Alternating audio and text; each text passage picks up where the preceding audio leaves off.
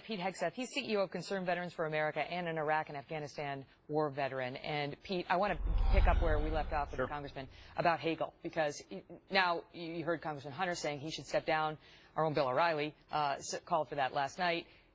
Apart from stepping down, Hagel, for the first time in his 7-month tenure as Defense Secretary, actually showed up at Dover Air Force Base to greet the bodies of the fallen, the very bodies, the service personnel to whom he was denying, his Pentagon was denying death benefits. Here he is on Tuesday. He'd never been, Pete. He'd never been. When your back's against the wall, Megyn. When your back's against the wall, you do whatever you can to fix the problem. Notice who's leading this charge. Congressman Duncan Hunter, Iraq and Afghanistan vet. Mike Kaufman in the hearing, Iraq vet. These are guys that understand the central aspect of this sacred trust. That all you want is a commander-in-chief at the end of the day that will give you what you need to succeed on the battlefield and ensure if you give your life on the altar of freedom, your family will be taken care of. And the fact that President Obama and Chuck Hagel didn't do everything in their power, everything, and it could have been a stroke of a pen, a piece of legislation. This administration has been the king of executive orders. Anything they wanted to do, they could have done it, and it's precisely because of what Congressman Hunter said.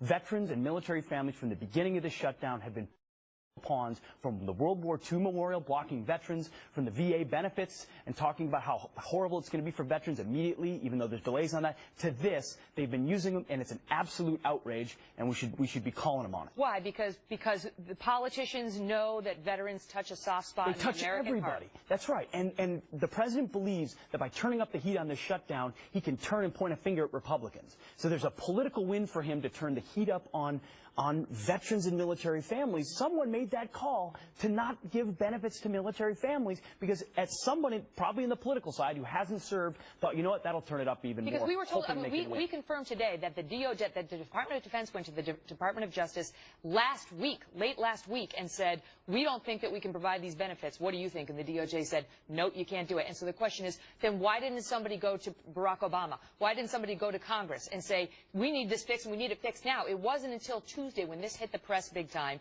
that people started to talk about it. And now suddenly, now here we are Thursday night, a week later, finally we have an order. It's because someone's heart was in the absolute wrong place. And this is, if we're putting military families, war widows, in the crosshairs of a political shutdown, then someone should be stepping down and someone should be fired. Because anyone who looks at this country and understands what it represents and what it means to sacrifice sees this as the very least the baseline of what we do for our families. So strip that out of it. You want to fight about a budget, you want to fight about a debt ceiling, you want to talk about debt reduction, deficit reduction. These are important issues. But leave vets and war widows and military families out of it, and that's an important statement to make. Some things are inviolate, and you guys go out there on the battlefield to protect us. You risk your lives to protect us and our freedom and our values.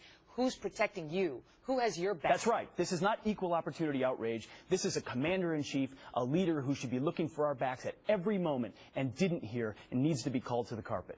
Pete, thanks for being here. Thanks, Megyn. Thanks for your service as well.